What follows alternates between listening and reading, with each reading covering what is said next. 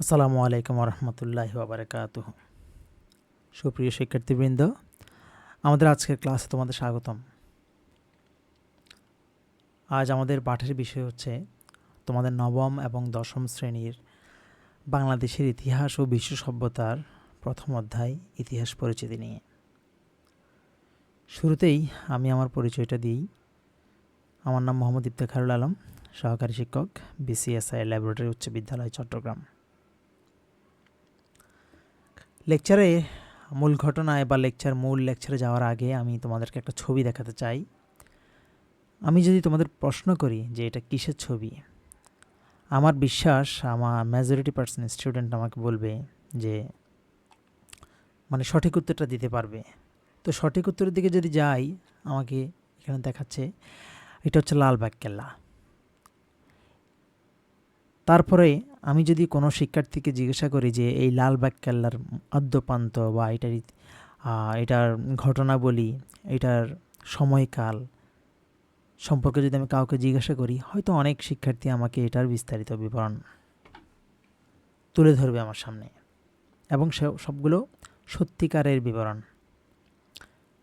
এখন কথা হলো, ওই শিক্ষার্থী এই বিবরণগুলো জানলো কোথা থেকে, বা এই শিক্ষার্থী যে আমার কাছে বা যে কারো কাছে যে বর্ণনা দিবে, সেই বর্ণনার সত্যাসত্য কীভাবে নির্ধারণ করব আমরা? যখন আমি তাকে জিজ্ঞাসা করব যে তুমি এটি বলছো বা এই লালবাগ কেল্লা সম্পর্কে তুমি এই কথাগুলো বলেছো আমাকে, এর আসলে ভিত্তি কী, তখন সে আমাকে একটা বিষয়ের নাম বলবে বা একটা সুনির্দিষ্ট একটা বিষয়ের নাম বলবে, এবং সেই বিষয়টাই হলো ইতিহাস বা হিস্ট্রি। সে তখন আমাকে বলবে যে স্যার, আমি এই লালবাগ কেল্লা সম্পর্কে ইতিহাসের বিভিন্ন বইতে পড়াশোনা করেছি এবং আমি এটা সম্পর্কে বিস্তারিত তথ্য পেয়েছি সেখান থেকেই। তো এই ইতিহাস সম্পর্কে আমরা আজকে জানবো। এই যে ছাত্র আমাকে বলবে যে স্যার, এটা আমি জেনেছি ইতিহাস থেকে, আমাদের আজকে জানার বিষয় আসলে এই ইতিহাসটাই কি,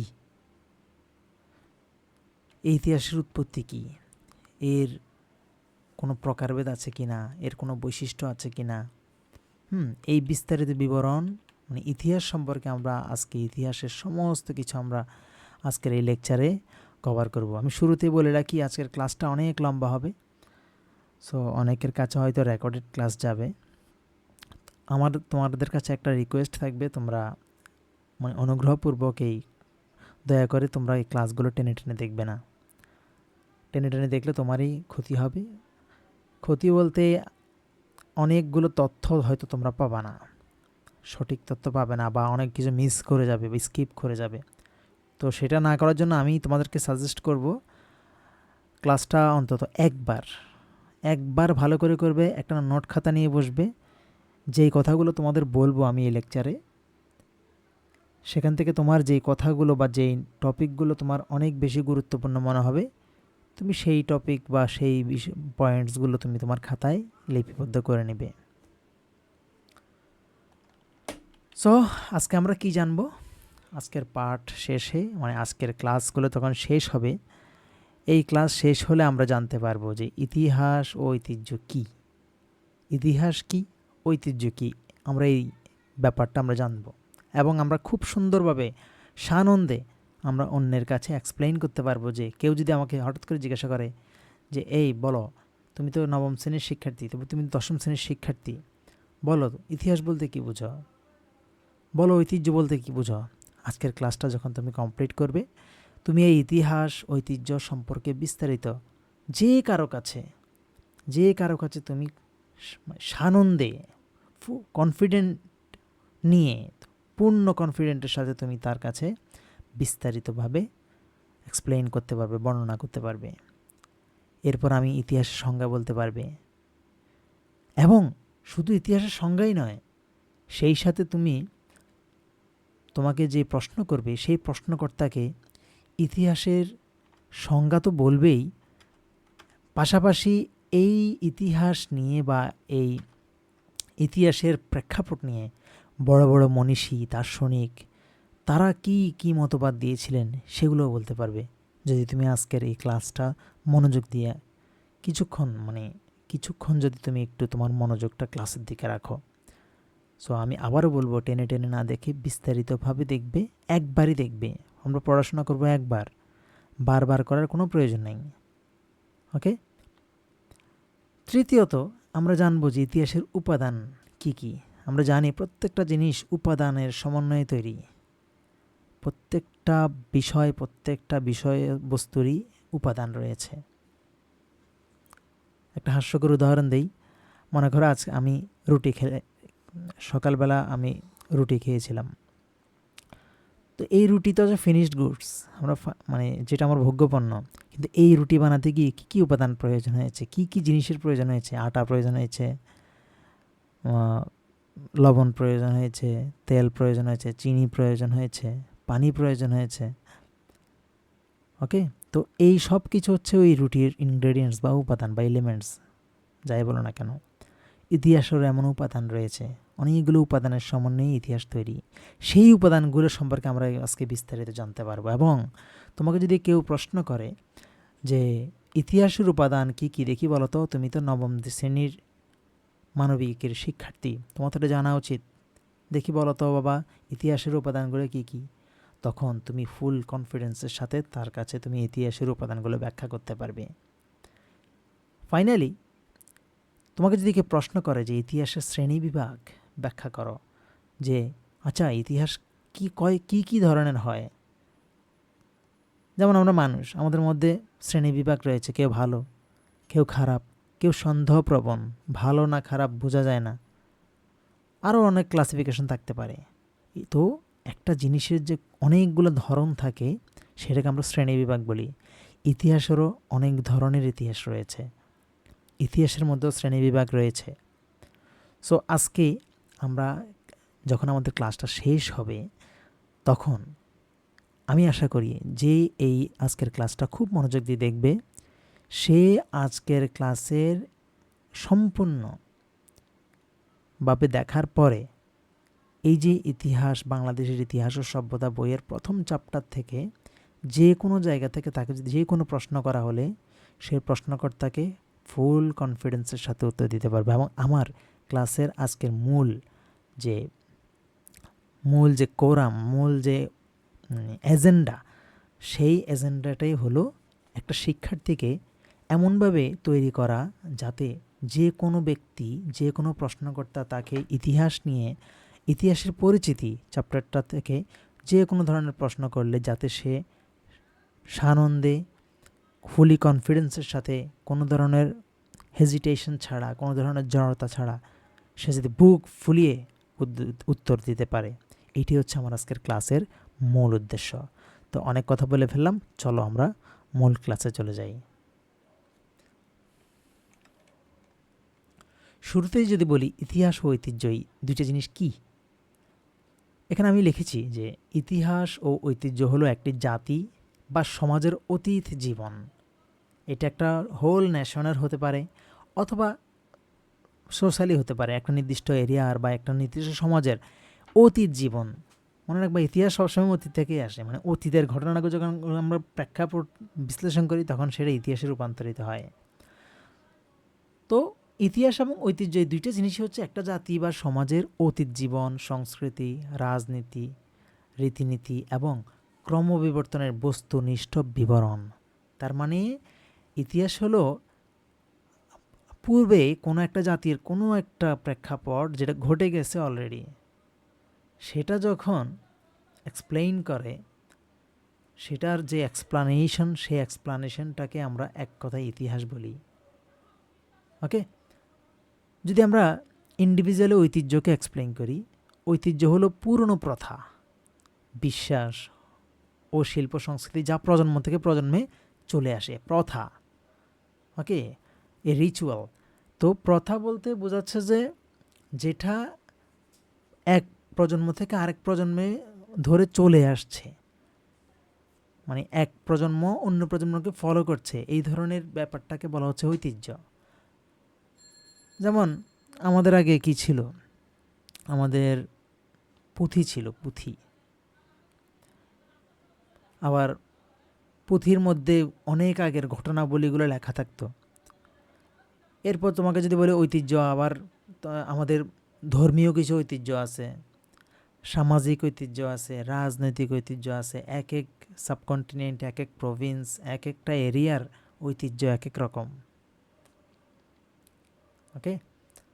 আর ইতিহাস কি?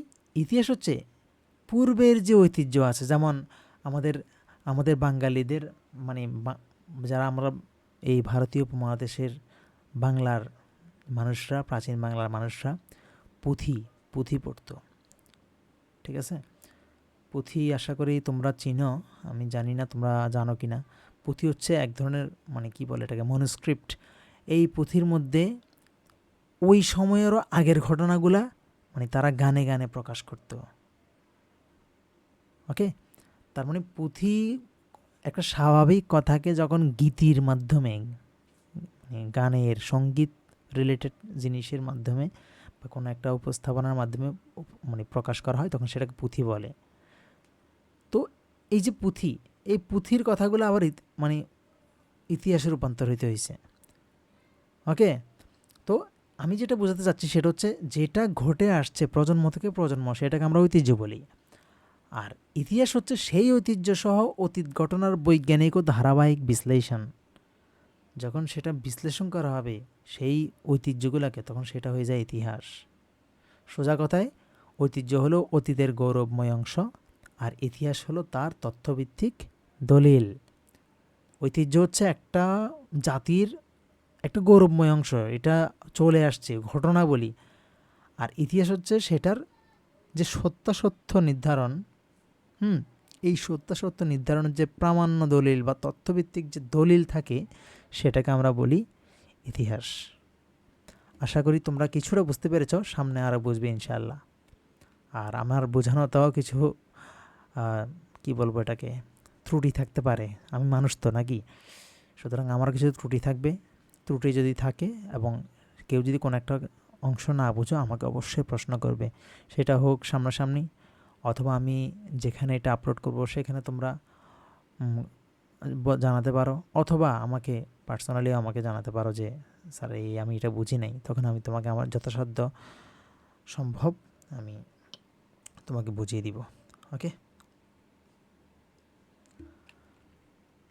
সো আমরা ঐতিহ্য সম্পর্কে অলরেডি বলেছি, তারপর একটা আবার বলি যে সমাজ বা গোষ্ঠীর প্রজন্ম থেকে প্রজন্মে, আবারও বারবার কথাটা আসবে, এই কথাগুলো বারবার বলবো যাতে তোমরা না ভুলো, যে সমাজ বা গোষ্ঠীর প্রজন্ম থেকে প্রজন্মে, জেনারেশন টু জেনারেশন। ওকে।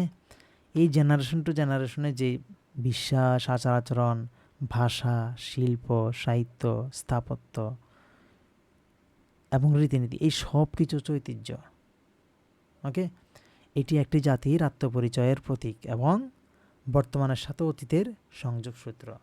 মানে একটা জাতিকে, যেমন আমরা বলি যে মিশরীয়রা এরকম এরকম ছিল, বাঙালিরা এরকম এরকম ছিল, গ্রিকরা এমন এমন ছিল, ওকে, মেসোপটেমিয়ারা এমন এমন ছিল, সিন্ধু সভ্যতার লোকেরা এমন এমন ছিল, এই কাজগুলো করতো। এগুলো হচ্ছে তাদের ঐতিহ্য। যে কাজগুলো করতো তারা জেনারেশন টু জেনারেশন, সেটা হচ্ছে তাদের ঐতিহ্য। আর এই ঐতিহ্যগুলোকে যখন আমরা প্রামাণ্য দলিল আকারে প্রকাশ করি, সেটা হচ্ছে তখন ইতিহাস। তো ইতিহাস আর ঐতিহ্যের মধ্যে আশা করি তোমরা যে তফাৎ বলতে মিল, সেটা আশা করি বুঝতে পারছো। ঐতিহ্য হচ্ছে যে বর্তমানের সাথে মানে অতীতের যে একটা সংযোগ সূত্র। সোজা কথায় মনে করো মেঘনা নদীর এই পার আর ওই পার। ওকে। তো এক পাশ হচ্ছে বর্তমান, একটা হচ্ছে অতীত, অন্য পাড়ে হচ্ছে অতীত। এই বর্তমান আর অতীতের মধ্যে যদি একটা ব্রিজ স্থাপন করা হয়, সেই ব্রিজটাই হচ্ছে কে ঐতিহ্য। মনে রাখবা এটা। ওকে। মানে আর ইতিহাস কি?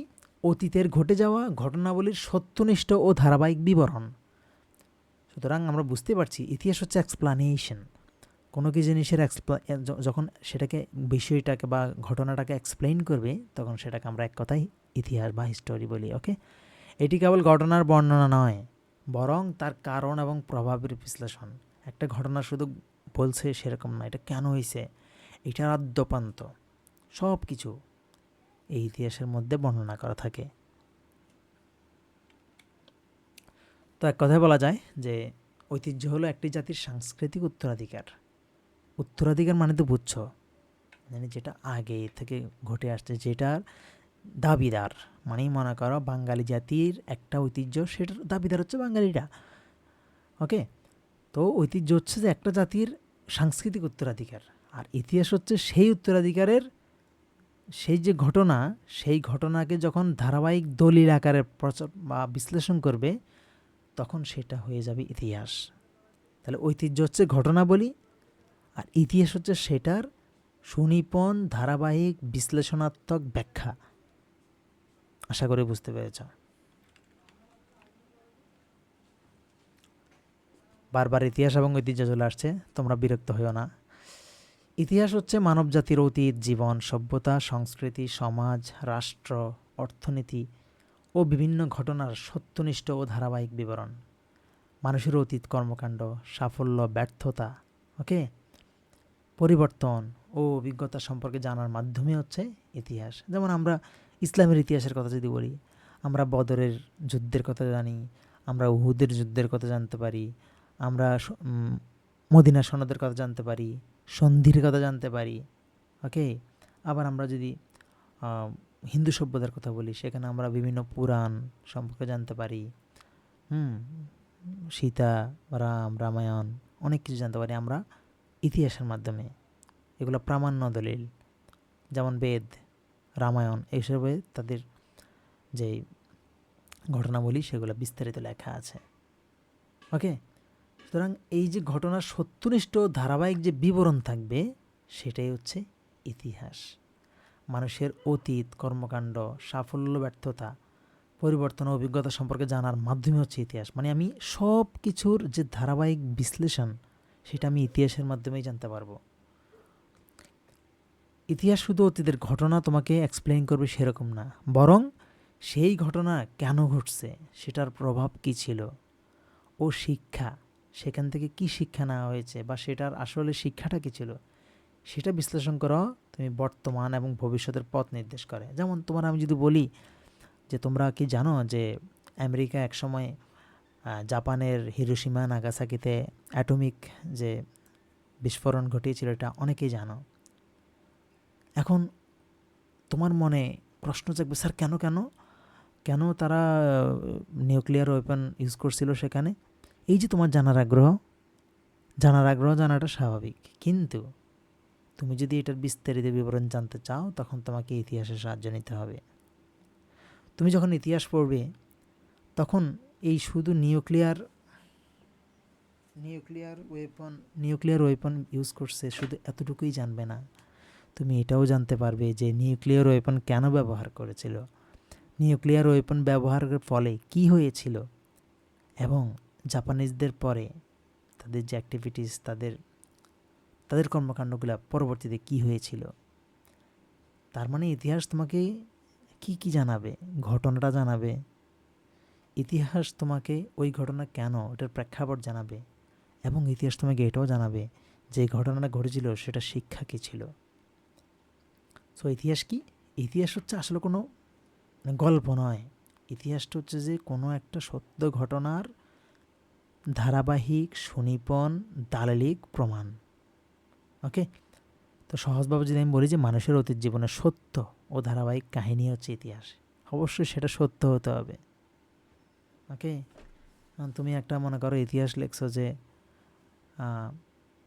মিস্টার এক্স নামের একজন কি করছিল, পানির নিচ দিয়ে বিমান চালিয়েছিল, হবে না তো, সত্য না। ইতিহাস তখনই আমরা ইতিহাস বলবো সেটাকে যখন সেটা মানুষের অতীত জীবনের সত্য ঘটনা হবে, এবং ধারাবাহিক যে কাহিনী, এই কাহিনীটার সমন্বয়েই ইতিহাস গঠিত। সুতরাং এটা ইতিহাসের একটা মানে কমন অনুমিত শর্ত যে ইতিহাস অবশ্যই ইট মাস্ট বি ট্রু, এটা সত্য হতে হবে। ওকে, আমি বারবার বলছি আমার ক্লাসটা অনেক বড় হবে, এই ক্লাসটা একবারই দেখবা, একটা চ্যাপ্টারের একটা ক্লাসই থাকবে। ওকে, সুতরাং একটু মনোযোগ দিয়ে দেখবে, ইনশাল্লাহ তোমার এই চ্যাপ্টারের উপরে অনেক ভালো একটা প্রিপারেশন হয়ে যাবে। চলো কিছু মনীষী, আমি আগেই বলেছিলাম যে আজকের ক্লাস শেষ হলে তোমরা কিছু মনীষী যে যে কথাগুলো বলবে বা বলেছে ইতিহাস সম্পর্কে, সেই সংজ্ঞাগুলা বা সেই যে ডেফিনেশন, এগুলো তুমি অন্যের কাছে এক্সপ্লেন করতে পারবে ফুললি কনফিডেন্সের সাথে। তো এখানে আমরা অনেকগুলো সম্মানিত মনীষীকে দেখতে পাচ্ছি যারা ইতিহাস সম্পর্কে বিভিন্ন ধরনের তথ্য দিয়েছিলেন আমাদেরকে, বা ইতিহাসটা আসলে কী, ইতিহাসকে চিনিয়েছে আমাদের মানুষদেরকে। প্রথম কথা যদি বলি, ওনার নাম হচ্ছে হেরাডোটাস। তিনি ইতিহাসকে মানুষের কাজ ও ঘটনাবলীর বিবরণ হিসেবে উল্লেখ করেছেন।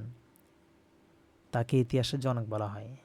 এই যে তাকে ইতিহাসের জনক বলা হয়, এখানে কিন্তু খুব সুন্দর একটা এমসিকিউ তোমরা পেয়ে গেলে।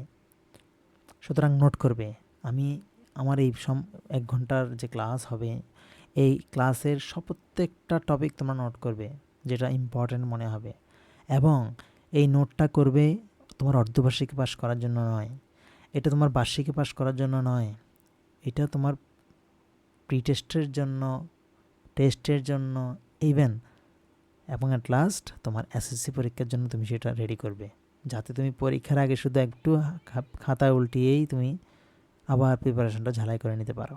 ওকে, সুতরাং নোট করবে। তো এই হেরাডোটাস ইতিহাস সম্পর্কে বলতে গিয়ে তিনি বলছে যে ইতিহাস হলো মানুষের কার্যাবলীর অনুসন্ধান ও বর্ণনা। মানে মানুষ কি করছে সেটাও অতীত হইতে হবে আগে, মানে মানুষ কি করেছে, সেই কি করেছে সেটা যখন আমরা অনুসন্ধান করব, এক্সপ্লোর করার চেষ্টা করব, এবং যখন আমরা সেটা এক্সপ্লোর করে জানতে পারবো, সেটাকে যখন আমরা আবার বর্ণনা করব ডেসক্রিপটিভ ওয়েতে, তখন সেটা হয়ে যাবে ইতিহাস। ঠিক আছে? যেমন আমি আজকে তোমাদের ক্লাস নিচ্ছি, হ্যাঁ, এই ক্লাসটা মানে একটু নিজের প্রশংসা করে আসো। এই ক্লাসটা যখন ভালো লাগবে তোমাদের, তখন তোমরা এবার আগামী 10 বছর পরে তোমাদের ছোট ভাই জুনিয়রদেরকে বলবো যে আমাদের একজন টিচার ছিলেন, নাম মোহাম্মদ ইফতেখারুল আলম, তিনি আমাদের ক্লাস নিয়েছিলেন। তিনি আমাদের ক্লাস নেওয়ার জন্য রাত 12টায় স্লাইড বানাতে বসে রাত 2টা পর্যন্ত তিনি স্লাইড বানিয়েছিলেন। আবার 2টা বাজে তিনি রেকর্ড করতে বসেছেন আমাদের ক্লাসটি। রেকর্ড করার শেষে সকালবেলা তিনি একটা সামাজিক যোগাযোগ মাধ্যমে তিনি সেটা আপলোড করে আমাদেরকে লিঙ্ক দিয়েছেন। সত্যি ঘটনা। তখন 10 বছর পরে সেটা হয়ে যাবে ইতিহাস। ওকে, তো একটু ফান করলাম, তবে প্রেক্ষাপটটা কিন্তু একই, যে মানুষ আগে কি করছে সেটা যখন কার্যাবলীটাকে অনুসন্ধান করবে এবং সেটা সত্যাসত্য নির্ধারণ হলে যখন সেটা বর্ণনা করবে, তখন সেটা স্যার হয়ে যাবে কি ইতিহাস। তো হেরাডোটাস সাহেব এই কথাটাই বলতে চাইছে যে মানুষের কার্যাবলীর অনুসন্ধান ও বর্ণনাই হচ্ছে ইতিহাস। তোমাদেরকে একটু টিপস দেই, সেটা হচ্ছে তোমাদের যখন এই প্রথম চ্যাপ্টার থেকে প্রশ্ন আসবে, চেষ্টা করবা মানে প্রশ্নগুলো যে উত্তর লেখার সময় কোনো না কোনোভাবে এই মনীষীদের সংজ্ঞাগুলা কথার প্রসঙ্গে নিয়ে আসবা। মনে করো তোমার টপিকটা যদি ভিন্ন হয়, কথার প্রসঙ্গে এই টপিকগুলা মানে এই সংজ্ঞাগুলা লিখবা অ্যাকর্ডিং টু লিখবা না, তোমরা লিখবা হেরাডোটাসের মতে দিয়ে কমা দিয়ে সুন্দর করে ব্লু প্যান দিয়ে তুমি বলবা যে ইতিহাস হলো মানুষের কার্যাবলীর অনুসন্ধান ও বর্ণনা। তখন একটা টিচার তোমার সম্পর্কে কীরকম পজিটিভ ইম্প্যাক্ট তৈরি হবে তুমি এখন বুঝবে না। এটা খুব ভালো একটা প্র্যাকটিস। ওকে, সবাই এটা করবা সব সময়। তুমি বলো স্যার আমি প্রেক্ষাপট যদি কথায় না মিলে আমি কীভাবে করবো? আরে মিলাবা, মানে কথা নিয়ে আসবা, কথার প্রেক্ষাপট ভিন্ন হলেও সেখানে ঘুরে পেঁচে কথা নিয়ে আসবো। ওই যে বলে না যে কুমির খাঁচকাটা গল্পটা শুনছো কিনা আমি জানি না, ওই খাঁচকাটার মতো, মানে ঘুরিয়ে পেঁচিয়ে তোমাকে আমার কথা হচ্ছে যে তোমার খাতার প্রেজেন্টেশনটা সুন্দর করতে হবে এবং প্রাসঙ্গিক না থাকলে সেটাকে প্রাসঙ্গিক করে নিতে হবে। এটা একটা শিক্ষার্থীর কাজ। সরি। সেকেন্ড, থুসিডিডিস, তিনি ইতিহাসকে সত্যনিষ্ঠ ও নিরপেক্ষ ঘটনার বিবরণ হিসেবে দেখেছে। অলমোস্ট সব মনীষী একই কথা বলবে যে ঘটনাটা সত্য হইতে হবে, ঘটনাটা অতীত হইতে হবে, এটা হচ্ছে যে অতীতের বিবরণ। সব প্রায় মনীষী এই কথাগুলোই বলবে, একই কথা বিভিন্নভাবে বলবে, যেমন হেরাডোটাস কি বলল, যে ইতিহাস হচ্ছে মানুষের কার্যাবলীর অনুসন্ধান, যে আমরা যেটা অনুসন্ধান করব সেটা নিশ্চয়ই আগে হয়ে গেছে, তার মানে অতীতে, এবং সেটার বর্ণনা করবে, তাই তো? এই থুসিডিসিস প্রায় ওই একই কথা বলছে। ইতিহাস হচ্ছে সত্য ঘটনা নির্ভর বিশ্লেষণধর্মী বিবরণ। ওই বিশ্লেষণ করে সেটার বিশ্লেষণধর্মী কথার মধ্যে কী কী চলে আসবে? ওই ঘটনার কারণ, শিক্ষা, কেন ঘটছে, ওই ঘুরে ফিরে কথা, এগুলাই। তো সুতরাং চেষ্টা করবা যে এই উক্তিগুলোও তোমাদের লেখার মধ্যে নিয়ে আসা। ওকে? আবার সবার উক্তি দিতে যাও না, তোমার যদি ইচ্ছা হয় 2 জনের দিও, ইচ্ছা যদি পারো 2 জনের দিও, না পারলে 1 জন হলে এনাফ, কোনো সমস্যা না, যে কোনো 1 জনের দিলেই হয়। সরি। ভলতেয়ার, তিনি ইতিহাসকে কেবল রাজা বাদশার কাহিনী নয়, বরং সমাজ ও সংস্কৃতির প্রতিচ্ছবি বলেছেন। মানে তিনি বলছে যে ইতিহাস শুধু যে কাহিনী, স্টোরি এরকম না, এটা আমাদের ওই যে বললাম না, ঐতিহ্যকে যখন সেটা বস্তুনিষ্ঠভাবে উপস্থাপন করবে তখন সেটা ইতিহাস হয়ে যাবে। তো আমাদের এই যে সমাজ এবং সংস্কৃতির যে প্রতিচ্ছবি, সেটাই তো আমাদের ঐতিহ্য। সেগুলোকে যখন এক্সপ্লেইন করবে, সেগুলো যখন দালিলিকভাবে প্রমাণ করবে, তখন সেটা কি হয়ে যাবে? ইতিহাস। তো এটাই বলছে ভলতেয়ার, যে ইতিহাস হলো মানুষের সভ্যতা ও সংস্কৃতির বিবরণ। ওকে, আশা করি বুঝতে পেরেছ। E.H. কার, তার একটা বিখ্যাত গ্রন্থ আছে, হোয়াট ইজ স্টোরি। তিনি ওই গ্রন্থে বলছে যে ইতিহাস হলো ইতিহাসবিদ ও ঐতিহাসিক ঘটনার মধ্যকার অবিরাম সংলাপ। আমরা সংলাপ মানে তো বুঝি ডায়লগ, ওকে? তার মানে উনি একটু খুব মজার ছলে এটা বলছে যে ইতিহাস হচ্ছে ইতিহাসবিদ, মানে যিনি ইতিহাস নিয়ে গবেষণা করে, যিনি ইতিহাস লিখেন, ইতিহাস পর্যালোচনা করেন, ইতিহাস অনুসন্ধান করেন, তাদেরকে বলা ইতিহাসবিদ। ওকে? তো ইতিহাসবিদ এবং ঐতিহাসিক যে ঘটনা, মানে ইতিহাসবিদ তো ঐতিহাসিক ঘটনাই লিখবে, এবার ইতিহাসবিদ ওই ঐতিহাসিক ঘটনা ব্যাখ্যা করতে গিয়ে নিশ্চয়ই ওই ঐতিহাসিক ঘটনার মধ্যে নিজেকে পুরো ডুবিয়ে দিতে হবে। এই ডুবিয়ে দেওয়ার সময় সে এবার এটা বাইর করার চেষ্টা করে যে এই ঘটনাটা কখন ঘটছে, কারা ঘটাইছে, কেন ঘটছে, এই ঘটনা ঘটার পিছনের মূল প্রেক্ষাপট কি, এটা ঘটার ফলে কি ফলাফল হয়েছিল, এটা শিক্ষা কি, সব কিছু উনি পর্যালোচনা করবে। এটা করতে গিয়ে তাকে এক প্রকার সংলাপ করতে হয়, ডায়ালগ করতে হয় ইতিহাসের সাথে। আমি একটা কোর্স করেছিলাম, সাংবাদিকতা কোর্স, এমনি শর্ট কোর্স, কোনো লং কোর্স না, এটা জাস্ট জানার জন্য। সেখানে আমাদেরকে আমাদের যে ইনস্ট্রাক্টর ছিলেন, তিনি বলেছিলেন যে সাংবাদিকতা করতে গেলে মানে কোনো একটা ব্যক্তির ইন্টারভিউ বা কোনো একটা ঘটনার তাৎপর্য বের করতে হলে, প্রেক্ষাপট বের করতে হলে আপনাদেরকে WH কোশ্চেন ইউজ করতে হবে। আপনাকে কোশ্চেন ইউজ করতে হবে হোয়েন, মানে ঘটনাটা কখন ঘটেছিল, হোয়াট কি ঘটেছিল, হাউ কিভাবে ঘটেছিল, হোম কার সাথে ঘটেছিল, হু কে ঘটিয়েছিল। এই যে আপনি যখন একটা ঘটনা বের করার চেষ্টা করবেন, তখন আপনাকে WH কোশ্চেন, মানে তার সাথে কথা, ওই ঘটনার সাথে কথা বলতে হবে, সংলাপ, অবিরাম সংলাপ চালিয়ে যেতে হবে, যে কে, কারা, কিভাবে, কেন, কোথায়। এগুলোর মাধ্যমে আমরা একটা ইতিহাস বের করতে পারি। তো এই E.H. কার সাহেব তার বইয়ে যদি একটু ঘুরিয়ে পেঁচিয়ে না, আমি সেটা বলবো না, তিনি একটু হাস্যরসাত্মকভাবে বলছে, ইতিহাস হচ্ছে ইতিহাসবিদ ও ঐতিহাসিক ঘটনার মধ্যে মধ্যকার অবিরাম সংলাপ। মানে একজন ইতিহাসবিদ এই সংলাপ পরিচালনার মাধ্যমেই ইতিহাস নিংড়ে বের করে। ওকে, আমি এটাই বোঝাতে চেয়েছি, আশা করি তোমাদেরকে বোঝাতে পেরেছি। আর্নল্ড টয়েনবি, তিনি ইতিহাসকে সভ্যতার উত্থান পতনের অধ্যয়ন হিসেবে ব্যাখ্যা করেছে। বলছে একটা সভ্যতা উত্থান কীভাবে হইল, আবার সেটা পতন হয়েছে, উত্থানের সময়কার ঘটনা কিভাবে উত্থান হয়েছিল, আর পতন কেন হয়েছিল, এই সব কিছুর যে বিস্তারিত বিবরণ, সেটা হচ্ছে ইতিহাস। তিনি কি বলছে, ইতিহাস হলো সভ্যতার বিকাশ ও পতনের কাহিনী। একটা সভ্যতা, সেটা বিকাশ কিভাবে হলো আর সেটা পতনও কিভাবে হলো। যেমন মেসোপটেমিয়া সভ্যতার কথা যদি বলি, তাদের উত্থান কিভাবে হলো, আচ্ছা আবার এই মেসোপটেমিয়া সভ্যতা কেন আবার বিলুপ্ত হয়ে গেল, সিন্ধু সভ্যতা কেন, কিভাবে সেটার উত্থান হলো, কিভাবে সেটার পতন হলো, গ্রিক কিভাবে উত্থান হলো, কিভাবে পতন হলো। মিশরীয় সভ্যতা কিভাবে উত্থান হলো, কিভাবে পতন হলো। বঙ্গ জনপদ কিভাবে উত্থান হলো, কিভাবে পতন হলো। গৌড় কিভাবে উত্থান হলো, কিভাবে পতন হলো। আর্য কিভাবে উত্থান হলো, কিভাবে পতন হলো। এই যে উত্থান পতন, এটার যে কাহিনী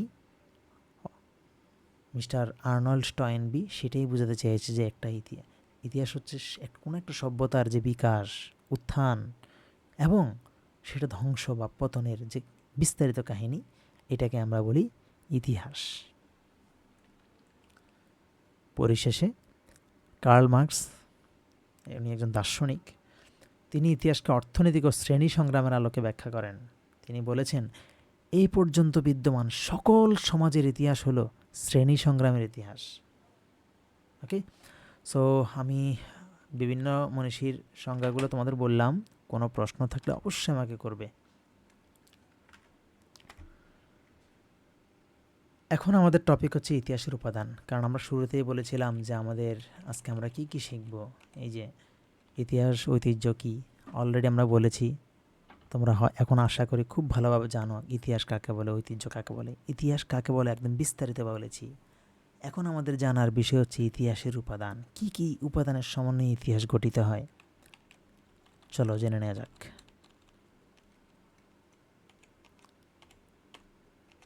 স্যার, যেসব উৎস থেকে, আমি আগেই বলেছি যে উপাদান হচ্ছে যে কোনো একটা জিনিস যে ইনগ্রেডিয়েন্টস, ওই জিনিসটা যেই বিষয়গুলো যেই বস্তু দিয়ে তৈরি, সেটাকে আমরা বলি ওই বস্তুর উপাদান।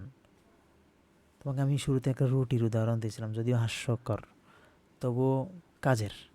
ওকে, আমার লেকচারের অনেক হাস্যকর উদাহরণ পাবো, উদ্ভট উদাহরণ পাবে, কিন্তু রিলেভেন্ট। ওকে, তো যেসব উৎস থেকে অতীত সম্পর্কে তথ্য পাওয়া যায় এবং ইতিহাস রচনা করা হয়, সেগুলোই ইতিহাসের উপাদান। মানে এমন কিছু উৎস যেগুলো থেকে আমরা, এই যে বললাম না যে অতীতের ঘটনা খুঁজে বের করা, এই যে খুঁজে বের করতে গিয়ে আমাকে যেই উৎসগুলো থেকে আমি ওই তথ্যগুলো খুঁজবো, যেই উৎসগুলো থেকে আমি ওই তথ্যগুলো খুঁজবো, সেই উৎসগুলাই হচ্ছে যে ইতিহাসের উপাদান। আমি আবার বলছি, ইতিহাসবিদরা ইতিহাস কীভাবে লেখে, নিশ্চয়ই মনে করো একটা ঘটনা, আমি একটা ঘটনার কথা বলি, মনে করো বাংলাদেশের মুক্তিযুদ্ধ। এই মুক্তিযুদ্ধের ইতিহাস লিখতে গিয়ে মনে করো 20 জন ইতিহাসবিদকে দায়িত্ব দেওয়া হলো। এই ইতিহাসবিদরা তখন কী করবে, কারণ ইতিহাস তখনই বলবো যখন সেটা সত্য ঘটনার অবলম্বনে লেখা হবে।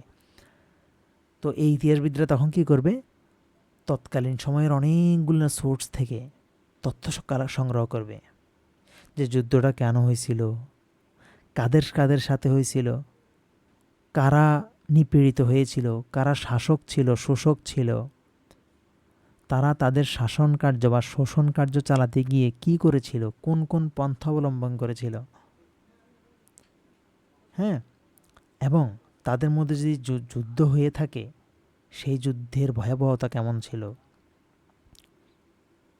এই তথ্যগুলো নিশ্চয়ই তারা কোনো একজন ব্যক্তির মন গড়া কথা থেকে লিখে ফেলবে না। তারা নির্ভরযোগ্য যে সোর্স বা উৎস, সেখান থেকে ডেটা কালেক্ট করে তারপর সেটাকে ইতিহাস হিসেবে রূপান্তর করবে।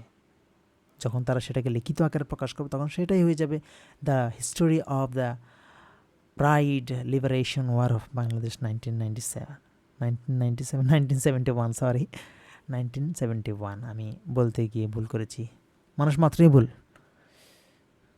ওকে, তো সেই দিক থেকে বিবেচনা করে, মানে উৎসের দিক থেকে বিবেচনা করে, ইতিহাসের উপাদান প্রধানত দুই প্রকার। মানে আমরা ইতিহাসের যে ক্রাইটেরিয়াগুলো, ইতিহাসের যে আমরা তথ্যগুলো, সেগুলো আমরা দুইটা সোর্স থেকে পাই। একটা হচ্ছে লিখিত সোর্স, একটা হচ্ছে অলিখিত উপাদান বা অলিখিত সোর্স। চলো লিখিত উপাদান সম্পর্কে জানা যাক। লিখিত উপাদান কি? লিখিত উপাদান হচ্ছে, এত বোঝাই যাচ্ছে, একটা কমন সেন্স যদি আমরা ইউজ করি তাহলে আমরা এমনিই বুঝে যাবো যে লিখিত উপাদান হচ্ছে যে উপাদানগুলো লেখা থাকে, সোজা কথা, মানে যেগুলা উল্লেখ করা থাকে দালিলিকভাবে যদি উল্লেখ করা থাকে কোনো কিছু, তখন সেটাকে আমরা বলি লিখিত উপাদান, এখানে আমরা লিখে দিয়েছি যে যেসব উৎসে লিখিত আকারে অতীতের তথ্য সংরক্ষিত থাকে সেগুলোকে লিখিত উপাদান বলে। ওকে, লিখিত আকারে যদি অতীতের তথ্য সংরক্ষিত থাকে সেগুলোকে এক কথায় লিখিত উপাদান বলে। এখন স্যার এই লিখিত উপাদানের ডিফারেন্ট ভ্যারিয়েশনস আছে, অনেক ধরনের ভ্যারিয়েশন আছে। লিখিত উপাদান তো বলছি, কিছু থাকবে কাগজে লেখা, আবার কিছু কাগজে লেখা নাও থাকতে পারে, অন্যভাবে লেখা থাকতে পারে। সেদিক থেকে বিবেচনা করে এই লিখিত উপাদানগুলোকে আমরা বিভিন্ন শ্রেণীতে বিভক্ত করতে পারি। প্রথমে যদি বলি আমি শিলালিপি বা তাম্রলিপি। শিলালিপি কি স্যার? শিলা বলতে বোঝাচ্ছে কোনো পাথর টাইপস কিছু। এই যে বলছে যে পাথর, ধাতু বা তামার পাতায়, মানে তামা যে আছে সেটার পাতায় খোদাই করে লেখা তত্ত্বকে শিলালিপি বা তাম্রলিপি বলা হয়। তামার মধ্যে লিখলে তাম্রলিপি, আর কোনো ধাতু, পাথর এগুলোর মধ্যে লিখলে, কোনো পাথরের মধ্যে যদি লেখে তখন সেটা শিলালিপি হয়ে যাবে, আর তামার মধ্যে লিখলে সেটা তাম্রলিপি হয়ে যায়। তো সব কিছু যে কাগজে লেখা থাকবে সেটা কিন্তু নয়, তোমার পাথরেও লেখা থাকতে পারে। একটা উদাহরণ যদি দিই, যে সম্রাট অশোকের শিলালিপি পাশেই দেখতে পাচ্ছ, এটা সম্রাট অশোকের শিলালিপি। এখানে উনি ওনার সময়কার যে তথ্যগুলা, যে ইনফরমেশনসগুলা, সেগুলো উনি এখানে পাথরের মধ্যে খোদাই করে রাখছে। বিভিন্ন জমিদারের তাম্রলিপি তামার পাতের মধ্যে লিখত তৎকালীন সময়ে। তো এই শিলালিপি আর তাম্রলিপির মানে এই যে গুরুত্ব সেটা কি, এই শিলালিপিগুলোর মাধ্যমে, যেমন এই যে শিলালিপি, নিশ্চয়ই যারা প্রত্নতত্ত্ববিদ বা ইতিহাসবিদরা আছেন তারা এটা পর্যালোচনা করে ওই সময়কার কোনো নির্ভরযোগ্য ইনফরমেশন, তাদের যে লাইফস্টাইল, তাদের চলাচল, তাদের ভাষা, তাদের যে ঐতিহ্য, এগুলো সব কিছু জানা না গেলেও একটা ঈষৎ একটা ধারণা হলো কি এদের থেকে পাওয়া যাবে। সুতরাং ওই রাজাদের শাসন ব্যবস্থা সম্পর্কে জানা যাবে, তাদের ধর্মীয় সামাজিক অবস্থা, তারা কোন ধর্মের অনুসারী ছিল এটা সম্পর্কে জানা যায়। এবং যদি দেখা যায় কোনো তথ্য দালিলিকভাবে লেখা আছে, তাহলে লেখা থাকা তথ্যটা অবশ্যই অথেন্টিক। তো অথেন্টিসিটির দিক থেকে বিবেচনা করে অনেক নির্ভরযোগ্য তথ্য পাওয়া যায়।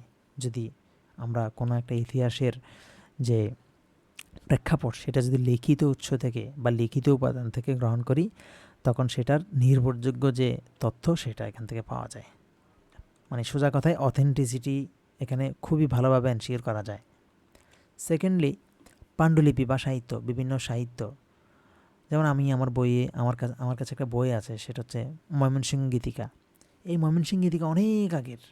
কি, যখন কেউ একজন এই ময়মনসিংহ গীতিকাটা পড়বে তখন তৎকালীন বাংলার জনপদ কী রকম, তাদের কি কি ঐতিহ্য ছিল, হ্যাঁ, তাদের খাদ্যাভ্যাস, তাদের পোশাক, তাদের যে সামাজিক চিন্তা চেতনা, এই সব কিছু সম্পর্কে জানা যায়। পুঁথি সম্পর্কে জানা যায়। আবারও বলি, তোমরা পুঁথি বুঝো কি না, তোমরা তো এখনকার এই যুগের ছেলে মেয়ে, তোমরা পুঁথি বুঝো কি না জানি না। পুঁথি হচ্ছে যে গানের মাধ্যমে কোনো কিছু প্রকাশ করা। যেমন আমি যদি বলি কি প্রকাশ করা যায় গানের মাধ্যমে,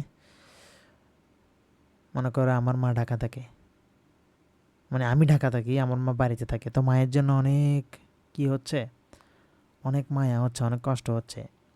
তখন আমি যদি পুঁথির মাধ্যমে যদি এটা প্রকাশ করতে হয়, আমি একটা মজলিসে দাঁড়াবো, আমার অনেক শ্রোতা থাকবে বসা উঠোনে, তখন আমি বলবো যে আমার মন ভালো না, কেউ বোঝে না, বোঝে আমার মায়ে, আমি থাকি ঢাকা শহর, মাঝে থাকে গায়ে, আমার মন ভালো না।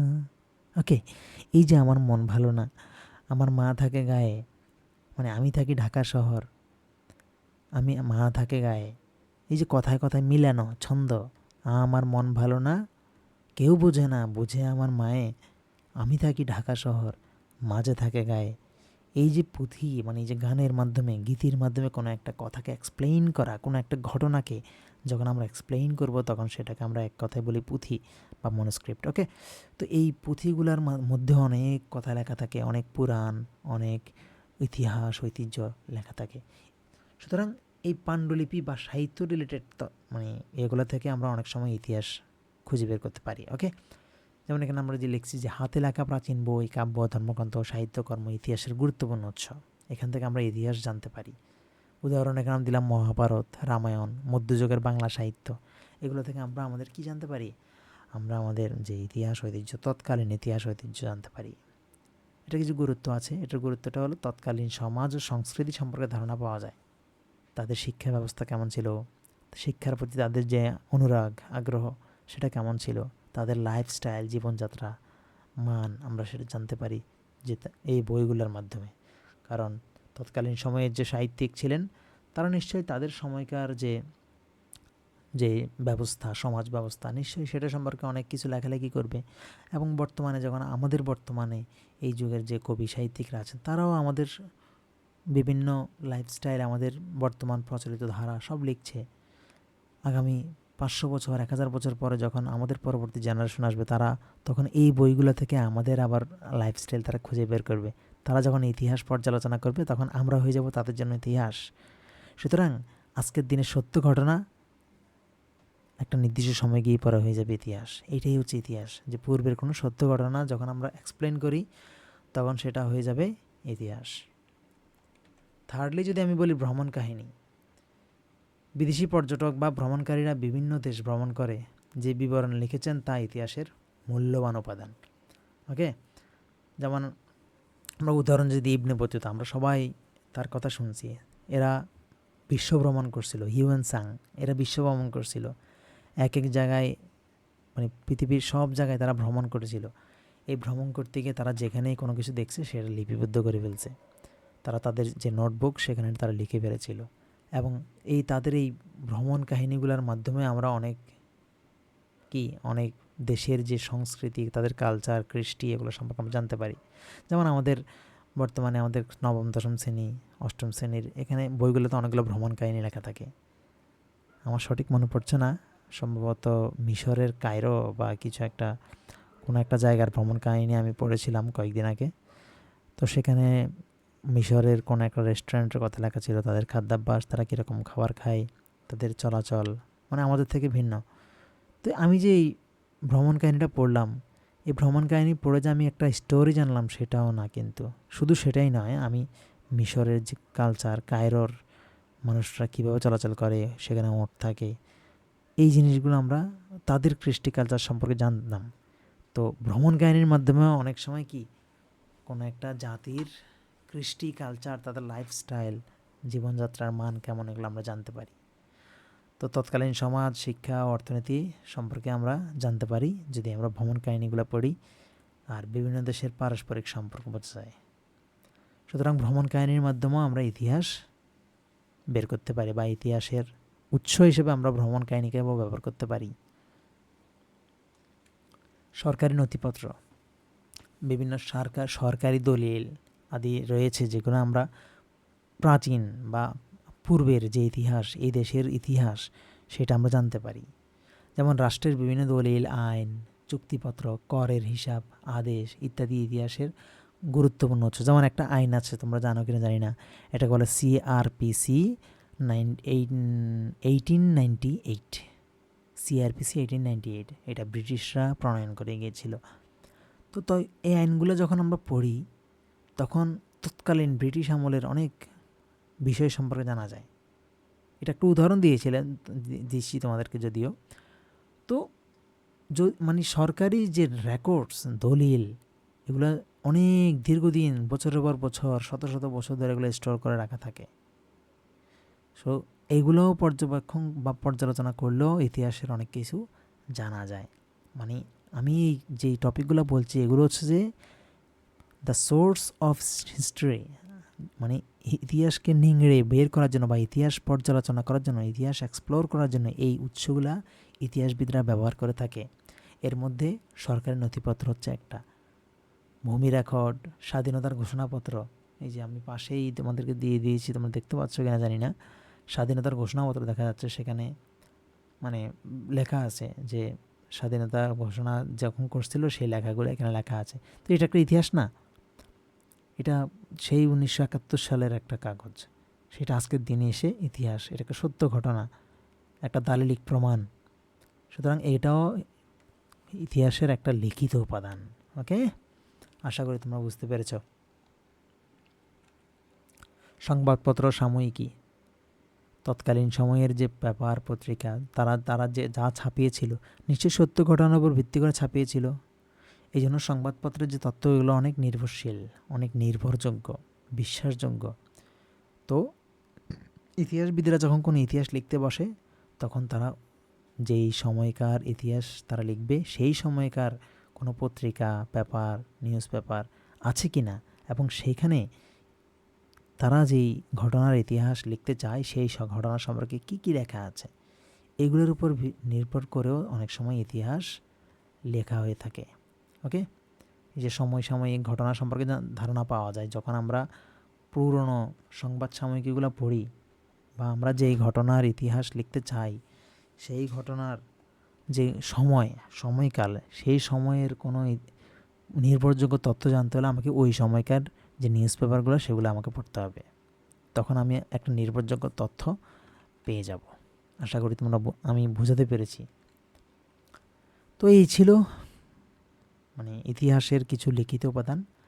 এখন আমি আসি কিছু অলিখিত উপাদান নিয়ে, যেগুলো লেখা থাকে না, যেগুলো অলিখিত, মানে যেগুলো দালিলিকভাবে উল্লেখ করা থাকে না, সেগুলো হচ্ছে অলিখিত উপাদান। যেসব উৎস লিখিত নয় কিন্তু অতীত সম্পর্কে তথ্য দেয়, সেগুলো অলিখিত উপাদান।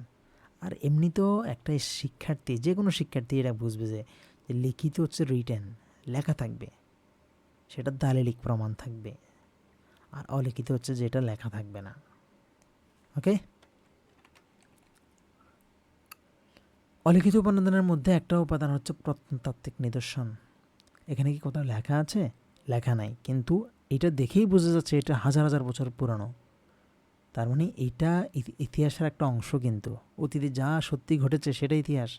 এমন তো না এটা হঠাৎ করে হয়ে গেছে, এটা দীর্ঘদিন মাটির নিচে চাপা পড়েছিল, পরে আবিষ্কার হয়েছে। ঠিক আছে, তো এটা কিন্তু এটা কিন্তু লেখা না, এটা একটা বস্তু। সুতরাং এই ধরনের নিদর্শনগুলো হচ্ছে অলিখিত উপাদান, যেটা কোনো দলিলে লেখা থাকে না। ওকে, মাটির নিচে পাওয়া পুরনো জিনিসপত্র, স্থাপনা বা ধ্বংসাবশেষ ইতিহাসের এই গুরুত্বপূর্ণ, মানে এগুলোও ইতিহাসের গুরুত্বপূর্ণ অংশ, কিন্তু অলিখিত। যেমন মহাস্থানগড়, পাহাড়পুর বৌদ্ধবিহার। ঠিক আছে, তো এই অলিখিত উপাদানগুলোর মাধ্যমে আমরা কি করতে পারি? প্রাচীন সভ্যতা সম্পর্কে জানতে পারি, ওই সময়কার মানুষের জীবনধারা বোঝা যায়।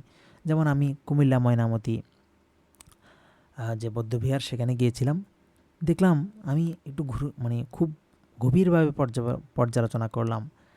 দেখি প্রত্যেকটা মানে মিডলে, যেখানে রাজ সিংহাসন ছিল, সেখানে মিডলে মানে যে চারপাশের দেয়াল ছিল, সেখানে ছোট ছোট ছোট কতগুলো ঘর রাখা আছে, এবং ঘরের মধ্যে ছোট ছোট খোপ করে কবুতরের খোপের মতো বক্স রাখা আছে।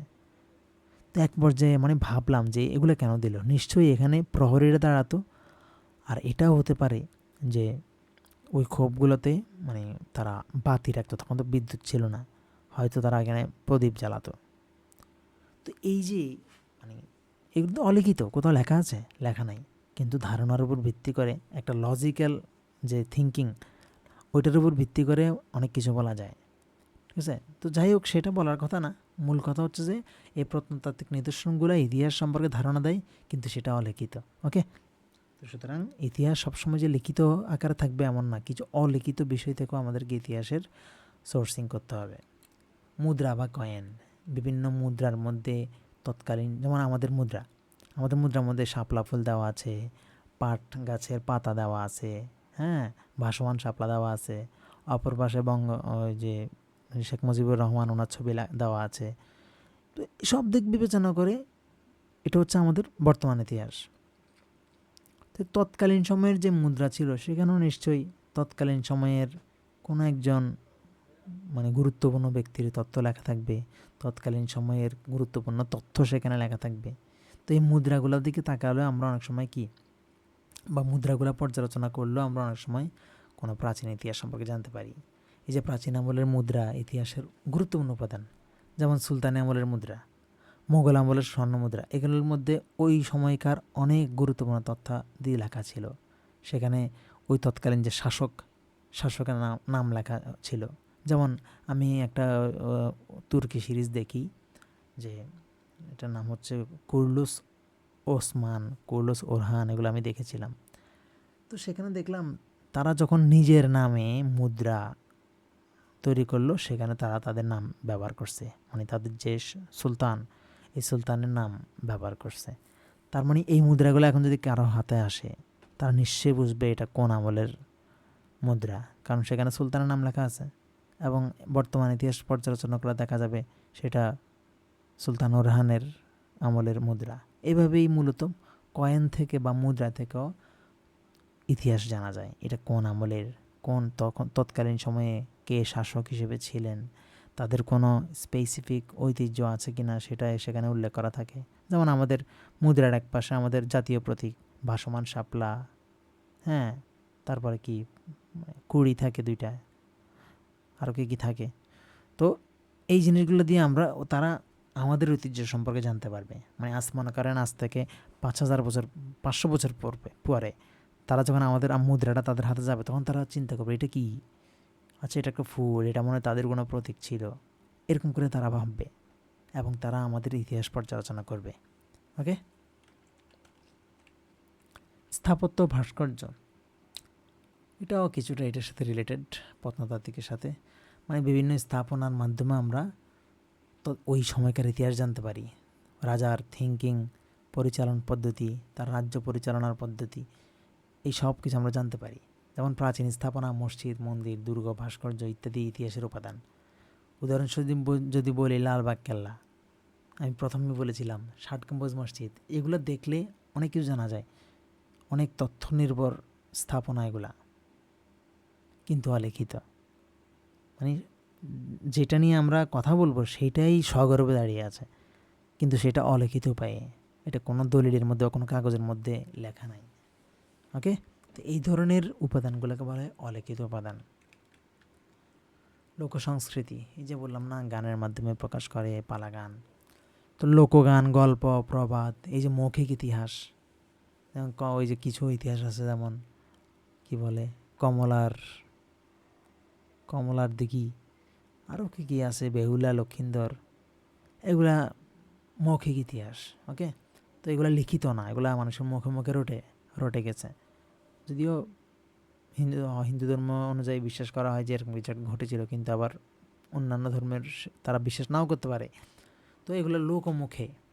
ওকে, হিন্দুদের আবার কোনো ধর্মগ্রন্থে লেখাও থাকতে পারে, আই ডোন্ট নো। সো লোক সংস্কৃতি ও মৌখিক ইতিহাসও কিন্তু এর একটা উপাদান, যে লোকগান, গল্প, প্রবাদ, কিংবদন্তি ও মানুষের মুখে মুখে প্রচলিত কাহিনী ইতিহাসের উৎস হিসেবে ব্যবহৃত হয়। যেমন পালাগান, মুক্তিযুদ্ধের স্মৃতিচারণ। যে পালাগানটা হচ্ছে যে কোনো একটা ঘটনাকে মানে গানও করবে, আবার সেটা অভিনয়ের মাধ্যমে সেটাকে ফুটিয়ে তুলবে, সেটা হচ্ছে পালাগান।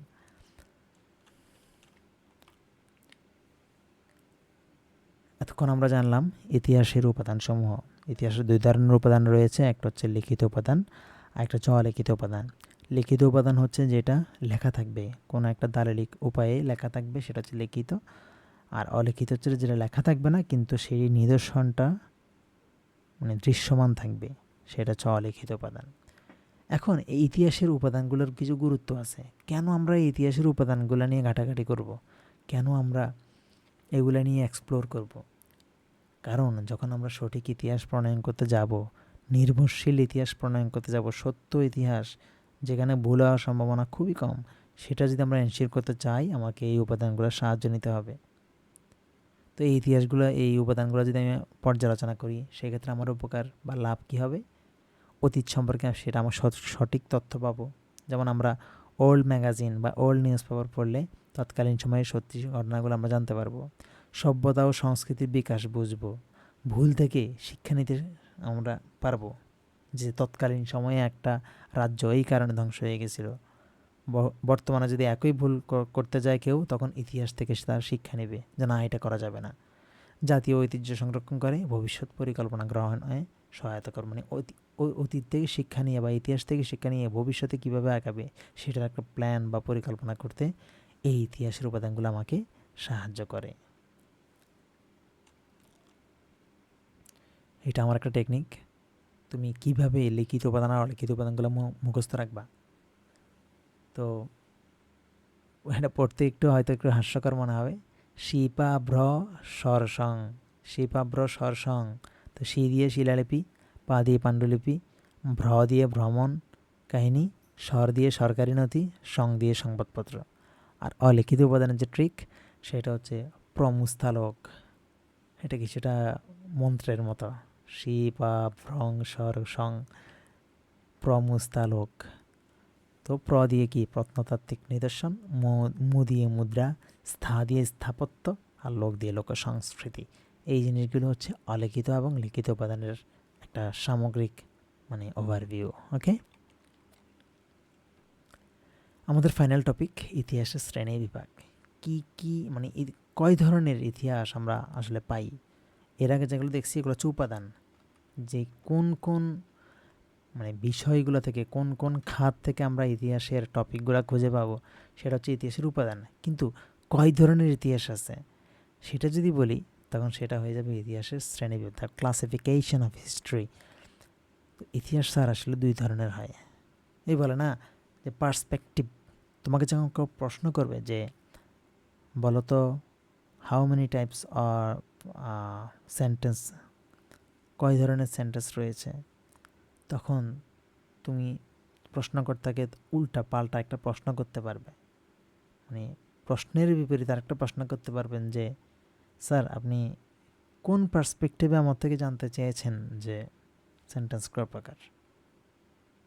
এটা কি অর্থের উপর ভিত্তি করে নাকি গঠনের উপর ভিত্তি করে। এবার প্রশ্নকর্তা বলল আসলেই তো আমি তো এটা বলা উচিত ছিল যে কোনো আমি যেটা জানতে চাই সেটা বলা উচিত ছিল। তখন সে তোমাকে একটা বলবে। এই জন্য পার্সপেক্টিভ, প্রত্যেকটা বিষয়ের একটা পার্সপেক্টিভ থাকে।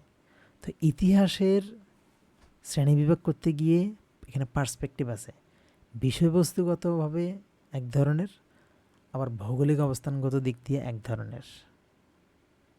ওকে, যেমন সেন্টেন্স অর্থের উপর ভিত্তি করে 5 প্রকার। কি কি? যাই হোক, এখন আর না বলি। Assertive, imperative, interrogative, optative, exclamatory. Okay, আবার গঠনের উপর ভিত্তি করে 3 প্রকার, সিম্পল, কমপ্লেক্স, কম্পাউন্ড। ইতিহাসটাও এরকম, ভিত্তি করে বিষয়বস্তুগত ভিত্তি করে 5 প্রকার। একটা হচ্ছে অর্থনৈতিক ইতিহাস, রাজনৈতিক ইতিহাস, সামাজিক ইতিহাস, সাংস্কৃতিক ইতিহাস, সাম্প্রতিক ইতিহাস। আর ভৌগোলিক অবস্থানগত ভিত্তিকভাবে চিন্তা করলে 3 প্রকার। একটা হচ্ছে স্থানীয় বা আঞ্চলিক, জাতীয় ইতিহাস, আন্তর্জাতিক ইতিহাস। ভৌগোলিক মানে এলাকা ভিত্তিক, একটা নির্দিষ্ট এরিয়া ভিত্তিক। আর বিষয়বস্তুগত যে ব্যাপারটা হচ্ছে যে একটা নির্দিষ্ট টপিক ভিত্তিক। ওকে, আমি অর্থনৈতিক ইতিহাস সম্পর্কে যদি তোমাদেরকে একটু সংক্ষেপে বলি যে অর্থনৈতিক ইতিহাসটা কি আসলে। অর্থনৈতিক ইতিহাস সম্পর্কে তোমরা কি বোঝো? যেমন উৎপাদন, বাণিজ্য, মুদ্রা, যে মুদ্রা ব্যবস্থা রয়েছে, ভূমি মালিকানা এবং মানুষের জীবিকা অর্জনের যে ধারার ইতিহাস, এইগুলোকে বলা হয় অর্থনৈতিক ইতিহাস। আমি যদি একটা উদাহরণ দেই, যে ব্রিটিশ আমলে, তোমরা জানো কি না জানি না, ব্রিটিশ আমলে বাংলার যে নীল চাষ বা চিরস্থায়ী বন্দোবস্ত হয়েছিল, এটা একটা অর্থনৈতিক ইতিহাস। তারা আমাদের চাষিদেরকে দিয়ে জোর করে নীল চাষ করাতো। আর নীল এমন একটা গাছ, এমন একটা ফসল, যেটা যেই জমিতে একবার ফসল ফলানো হয় এরপর আর দীর্ঘদিন ওই জমিতে কোনো ভালো উর্বর ফসল জন্মে না, জমির উর্বরতা নষ্ট করে ফেলে। তো তারা নিজেদের আলিশান জীবনযাপনের জন্য আমাদেরকে এটা কি করছিল, মানে এই অস্থিতিশীল অবস্থার মধ্যে ফেলে দিয়েছিল। তো এটা হচ্ছে একটা বাংলার একটা অর্থনৈতিক ইতিহাস বলতে পারো। আমি যদি বলি রাজনৈতিক ইতিহাস কি,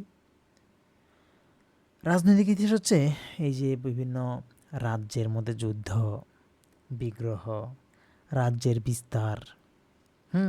তোমার একটা রাজ্য আছে, তুমি যুদ্ধ করে তোমার রাজ্যের বিস্তার বাড়াচ্ছ, পার্শ্ববর্তী রাজ্যে দুর্বল রাজ্যকে হামলা করছো, করে সেটা দখল করে তোমার রাজ্যের আয়তন বাড়াইছ। এই ধরনের ইতিহাসগুলো হচ্ছে কি রাজনৈতিক ইতিহাস। আরও আছে যেমন শাসন ব্যবস্থা, তারপর আর এক কথায় কূটনীতি। এই কূটনীতি, এই সব কিছু এই রাজনৈতিক ইতিহাসের মধ্যে পড়বে। যেমন আমি যদি উদাহরণ দিই তোমাকে, যদি বলি যে মোগল আমল, মোগল আমলে বাংলার প্রশাসনিক পরিবর্তনের ইতিহাস। মোগল আমলে এর সাথে যুদ্ধ করে আবার পরিবর্তন হয়ে যায়। যেমন মোগল আমলের কথা বাদ দাও, রিসেন্ট বাংলাদেশে যেটা হইল যে 24 জুলাই, সেখানে কি হলো, মানে আমাদের যে তৎকালীন যে প্রধানমন্ত্রী শেখ হাসিনা, ওনার যারা বিরুদ্ধে ছিল বা মানে ওনার কার্যক্রম যাদের পছন্দ হয়নি, তাদের কর্তৃক উনি কি নিগৃহীত হয়েছেন, তাদের কর্তৃক উনি বিতাড়িত হয়েছেন। এবং বিতাড়িত হওয়ার পরে একটা রেজিম চেঞ্জ হয়ে গেছে। আমি রাজনৈতিক আলাপে যাচ্ছি না, যেহেতু আমি কোনো রাজনৈতিক দলের না, সুতরাং ওইটা না, ব্যাপারটা আমি বোঝাতে চাচ্ছি যে রেজিম চেঞ্জ হওয়া। যেমন মোগল আমলে যে রেজিম চেঞ্জ হয়েছিল, এই 24 জুলাইয়ের মধ্যে রেজিম চেঞ্জ হয়েছে, এখন আরেকটা সরকার, আবার একটা সময় পরে আরেকটা সরকার আসবে। মানে ক্ষমতা তো চিরস্থায়ী না, এটা তো আর তা আল্লাহর বিধান। তো এই রাজনৈতিক ইতিহাস হচ্ছে ওইটা, যে পলিটিক্যাল যে ব্যাপারগুলো, এইগুলো সব রাজনৈতিক ইতিহাসের মধ্যে আসবে। এই রাজ্য ওই রাজ্যকে দখল করা, যুদ্ধবিগ্রহ, ওয়ার, ওকে, বায়োলজিক্যাল ওয়েপন্স ইউজ করা, তারপর কি নিউক্লিয়ার ওয়েপন্স ইউজ করা, এই সব মানে এই যুদ্ধবিগ্রহ রিলেটেড, এরিয়া দখল রিলেটেড, শাসন রিলেটেড সব কিছুই এই রাজনৈতিক ইতিহাসের মধ্যে আসবে মোটামুটি। ওকে, এরপর আমি যদি বলি তোমাকে সামাজিক যে ইতিহাস, সামাজিক ইতিহাসটা কি, এটা বলতে পারো যে মানে সমাজে যে মানুষ আছে তাদের জীবনযাত্রা, সামাজিক কাঠামো বলতে পারো। এরপর বিভিন্ন গোষ্ঠী ও শ্রেণীর যে পারস্পরিক মিথস্ক্রিয়া, এই সব কিছু এই তোমার এই সামাজিক ইতিহাসের মধ্যে আসবে। বুঝতে পারছো? আর এতে যে জাতিভেদ যে প্রথা রয়েছে, পরিবার ব্যবস্থা, সামাজিক প্রথা, এই সব কিছু এটার মধ্যেই থাকে। মানে সমাজ রিলেটেড যা ধরনের ইতিহাস আছে সব এখানে থাকবে, চলে আসবে। সাংস্কৃতিক ইতিহাস কি? সাংস্কৃতিক ইতিহাস হলো যে শিল্প, তোমার একটা দেশের বা একটা জাতির যে শিল্প, সংস্কৃতি, সাহিত্য, স্থাপত্য, পোশাক, খাদ্যাভ্যাস, রীতিনীতি, আরও আছে যা মনে করো ধর্মীয় বিশ্বাস, এই সব কিছুর যে বিবর্তন, সেটাকে আমরা সাংস্কৃতিক ইতিহাস বলি। মানে এক কথায় তাদের যে রিচুয়ালস, তাদের যে প্রথা, এই সব কিছুর সামগ্রিক একটা তাদের তাদের জীবনযাত্রা ধরন, এই সব কিছু সাংস্কৃতিক ইতিহাসের মধ্যে চলে আসে। ওকে, সাম্প্রতিক ইতিহাস কি স্যার? সাম্প্রতিক ইতিহাস হচ্ছে মানব ইতিহাসের একেবারে নিকটবর্তী, মানে খুব রিসেন্টলি। সাম্প্রতিক মানে হচ্ছে রিসেন্ট, এটাকে ইংলিশে বলে কন্টেম্পোরারি। শব্দটা শুনছো কিনা জানি না, না শুনলে একটু একটু রিসার্চ করে নিবা, কন্টেম্পোরারি হিস্ট্রি। ওকে, এটা হচ্ছে সাম্প্রতিক ইতিহাস। এটা কি? মানব ইতিহাসের যে তোমার মনে করো একেবারে নিকটবর্তী বা বর্তমান সময়ের ঘটনা, যা খুব বেশি দিন আগে ঘটেনি। যেমন আমি কিছুক্ষণ আগে 24-এর কথা বলছি, এটা একটা কন্টেম্পোরারি হিস্ট্রি। আমি যদি বলি যে 1971 সালের লিবারেশন ওয়ার, এটা একটা কন্টেম্পোরারি হিস্ট্রি, বুঝছো? কিন্তু আমি যদি বলি ওই যে যীশু খ্রিস্টের জন্ম এই 1 সালে, এটা নট কন্টেম্পোরারি হিস্ট্রি হবে না সেটা, কারণ সাম্প্রতিক না, এটা অনেক বহু আগের। তো এই বিষয়বস্তুগত দিক দিয়ে চিন্তা করলে ইতিহাস 5 ধরনের, আমরা যেগুলো আলোচনা করলাম। তবুও আমার আলোচনায় যদি কোনো ঘাটতি থাকে তোমরা আমাকে অবশ্যই জানাবা। আমি কোনো জিনিস না বুঝলে আমি আবার সেটা জেনে বুঝে তোমাকে বুঝিয়ে দিব। ভুল আমারও হতে পারে, বারবারই বলছি। সেকেন্ড পার্সপেক্টিভ হলো ভৌগোলিক অবস্থানগত। এই ভৌগোলিক অবস্থানগত দিক দিয়ে তোমার আবার ইতিহাস 3 ধরনের। একটা হচ্ছে স্থানীয় বা আঞ্চলিক। স্থানীয় ইতিহাস বা মানে একটা নির্দিষ্ট টেরিটরির মধ্যে একটা রিজিওনাল, মানে একটা রিজিয়ন রিলেটেড বা রিজিয়ন বেসড যে ইতিহাস, সেটাকে আমরা বলবো স্থানীয় বা আঞ্চলিক ইতিহাস। লোকালও বলতে পারো, আমরা বলি না স্থানীয়, এটাকে লোকাল হিস্ট্রিও বলতে পারো, একটা নির্দিষ্ট এলাকার ইতিহাস। যেমন আমি যদি বলি বালুচরা, এই যে বালুচরা নামটা, এই বালুচরা নামটা কেন আসছে, এটা তুমি যদি উদ্ঘাটন করতে যাও একটা ইতিহাস রচনা হয়ে যাবে যে বালুছড়া নামটা কেন আসছে। ওকে, তো এই বালুছড়ার যে ইতিহাস, এটা একটা নির্দিষ্ট এলাকার না, এই জন্য এটাকে আমরা বলবো স্থানীয় ইতিহাস বা আঞ্চলিক ইতিহাস। আবার মনে করো হাট হাজারি, এই নামটা কেন আসলো, এই নামটা যখন আমরা এক্সপ্লোর করতে যাব যে কখন কখন দেওয়া হয়েছিল হাটাজারি নামটা, কেন দেওয়া হয়েছিল, কাদের কারণে দেওয়া হয়েছিল, এই প্রশ্নগুলো যখন আমি করব তখন আমি হাটাজারির আদ্যমাদ্য জেনে যাব। সেটাও হবে একটা স্থানীয় বা আঞ্চলিক ইতিহাস। যদি বলি জাতীয় ইতিহাস, জাতীয় ইতিহাস বলতে কি বোঝায়? এ তো সবারই বোঝার কথা যে জাতীয় ইতিহাস হচ্ছে তোমার কি বলা যায়, একটা সম্পূর্ণ দেশের একটা মানে সম্পূর্ণ একটা দেশের যে ভৌগোলিক ও রাজনৈতিক যে বর্ডার আছে বা সীমানা আছে, এটার মধ্যে যেই ঘটনাগুলো ঘটবে সেটার বিবরণ হচ্ছে জাতীয় ইতিহাস।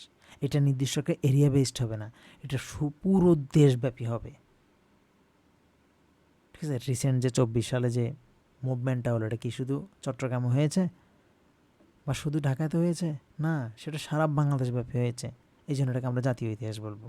আবার আমাদের যে মহান মুক্তিযুদ্ধ, যে লিবারেশন ওয়ার, সেটাও আমরা কি জাতীয় ইতিহাস বলবো। এটা আমাদের নির্দিষ্ট এরিয়ার মধ্যে হয়েছে।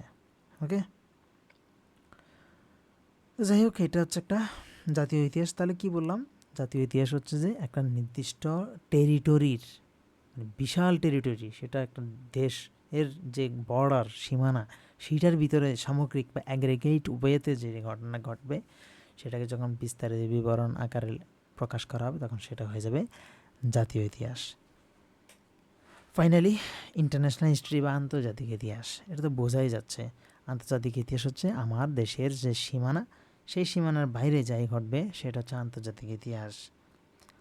মনে করো যখন এক বা একাধিক দেশের যে ঘটনাবলী, সম্পর্ক বা বৈশ্বিক প্রভাব নিয়ে আলোচনা করা হয় তাকে আন্তর্জাতিক ইতিহাস বলে। আমি যদি উদাহরণ দিই তোমাকে, যে প্রথম বিশ্বযুদ্ধ হয়েছিল এবং দ্বিতীয় বিশ্বযুদ্ধ, এটা জাতিসংঘ প্রতিষ্ঠার এটার কারণে, মানে এই প্রথম আর দ্বিতীয় বিশ্বযুদ্ধের কারণে জাতিসংঘ গঠন করা হয়েছিল। জাতিসংঘ যে শান্তি বজায় রাখার জন্য জাতিসংঘের প্রতিষ্ঠা করা হয়েছিল, যা বিশ্বায়নের ইতিহাস। তো এটা একটা ইন্টারন্যাশনাল হিস্ট্রি। এই জাতিসংঘটা কিন্তু শুধুমাত্র দুই একটা দেশের জন্য করা হয়নি, সমগ্র বিশ্বের জন্য করা হয়েছে, যে যাতে তারা মানে শান্তির আহ্বান করতে পারে। এই ধরনের ইতিহাসগুলো হচ্ছে ইন্টারন্যাশনাল, মানে যেটা সমগ্র বিশ্বব্যাপী হয়। এই ধরনের ইতিহাসগুলোকে আমরা বলবো আন্তর্জাতিক ইতিহাস বা ইন্টারন্যাশনাল হিস্ট্রি। ওকে, তো অনেক লম্বা একটা ক্লাস হলো আজকে, এতটুকুই। আমি আবারও বলছি, তোমরা একটু ভালো করে দেখবা, এবং আমার এই কথাগুলাই সব নয়। তোমাদের যে টেক্সট বুক আছে, আমার এই কথাগুলোর সাথে তোমাদের টেক্সট বুকের কথা মিলাবা, মিলিয়ে নোট করবে। বাবারে, পড়ালেখার বিকল্প নাই, তোমাকে পড়তেই হবে। মনে করো তুমি বলতেছো স্যারের ক্লাস এগুলো দেখে আমি পরীক্ষার হলে চলে যাবো, তুমি পুরোপুরি ভুল। তোমাকে পড়তেই হবে, পড়তেই হবে, পড়তেই হবে, না পড়লে হবে না। ওকে, সো সব কিছু বিবেচনা করে বলবো, এই স্লাইডগুলো আশা করি তোমার অনেক উপকারে আসবে, এবং তুমি আজকের এই ক্লাসটা খুব ভালো করে আবার দেখবে, বারবার দেখবে। যদি একবারে না হয় 2বার দেখবে, কিন্তু ভাই একবার যদি মনোযোগ দিয়ে দেখো, আমি হলফ করে বলতে পারি যে তুমি যে কোনো ধরনের প্রশ্ন, যে কোনো ব্যক্তির যে কোনো ধরনের প্রশ্নকে তুমি চাইলে কী করতে পারো, খণ্ডন করতে পারো, তুমি উত্তর দিতে পারবা।